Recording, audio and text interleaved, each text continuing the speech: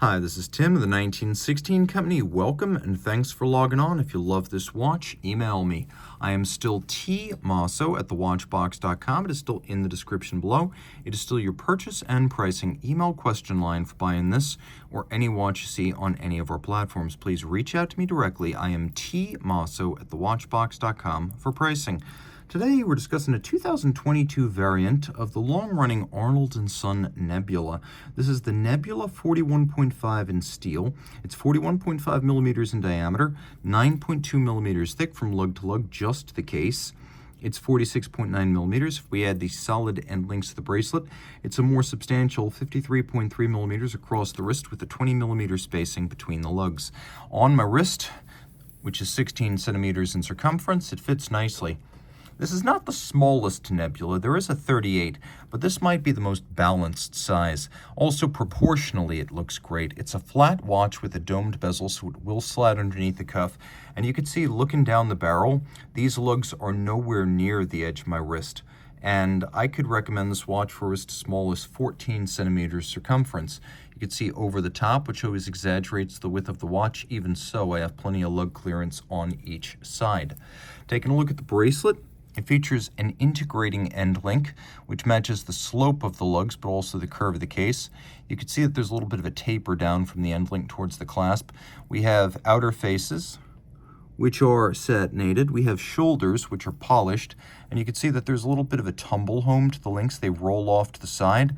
The center links are broad and satinated in the direction of the bracelet. We're going to turn this over so you can see clearly here that this uses pins and sleeves for sizing.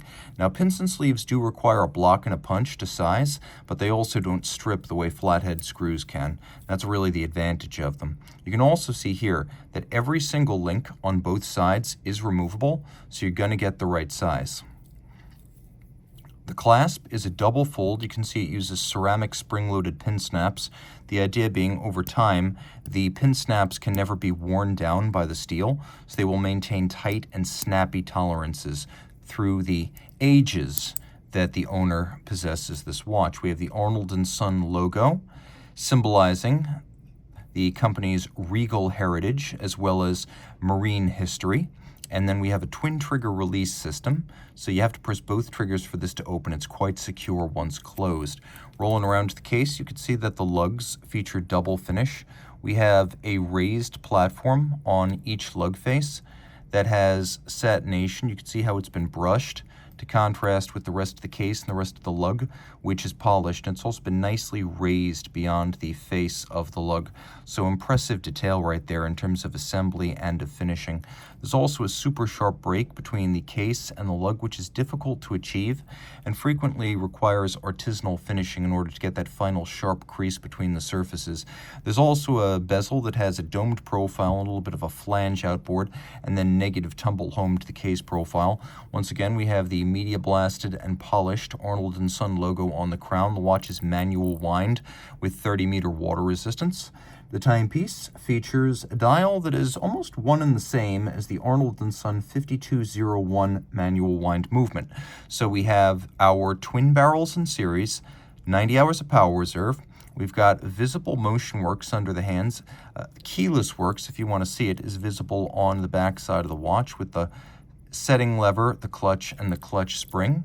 We've got the balance. We've got the drivetrain down through the seconds, and the fourth wheel carries the seconds hand. So you've got barrel 1, barrel 2, you've got great wheel, third wheel, fourth wheel, escape wheel, anchor, and balance.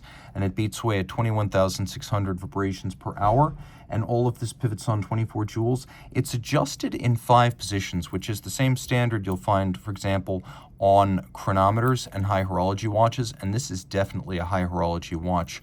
The twin barrels in series, I'll get the broadsword hands out of the way. We'll take a look at those barrels. By the way, notice that the broadsword hands are actually hybridized broadsword and syringe, and that they are faceted down their center to create one side that's always dark to contrast better against the dial base. So this is how this works. You wind the watch. We have the crown wheel rotating around the crown wheel cord. Then there's an intermediate wheel, which turns a ratchet wheel on top of the primary barrel. There's a little click spring and a click that prevent the barrel from running backwards. You can see that the interior of the ratchet wheel has actually been beveled, which is an outstanding piece of detail. You can see that all of the wheels, in fact, feature some interior beveling, which is difficult to achieve and rarely seen.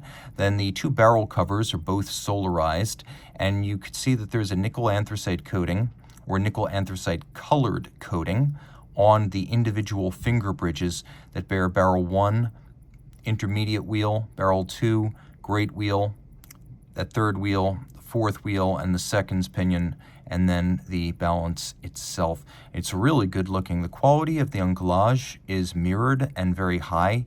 It's brightly polished. You can see that the same treatment was lavished on the click spring, which is polished on its side but then satinated on its top. All of these bridges are satinated on their tops. All screw heads are black polished with chamfered slots in circumference, and you can see the two locating pegs that help locate each bridge on the base plate below. Each one of those locating pegs has also been polished. It looks quite good. You can also see that the teeth of the ratchet wheel have been individually polished. It is an excellent finishing job. We'll turn the watch over to the back.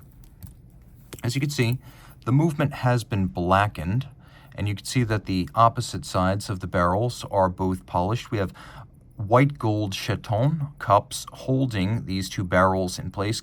They're actually holding the arbors of the barrel. That's a nod back to the pocket watch era of the Arnold & Son brand.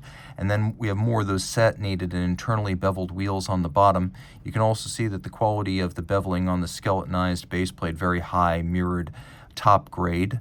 And then we have, actually, this is the 5101. I apologize if I called this the 5201 before. We also have the individual steel components of the keyless works. So you can see here the winding pinion, the crown wheel, further down the stem. We've got the clutch underneath the clutch spring. We've got the set lever right there. And it is a nicely assembled and nicely finished keyless works. Also carefully assembled with no lubricant obviously visible on any of the surfaces. Really good looking.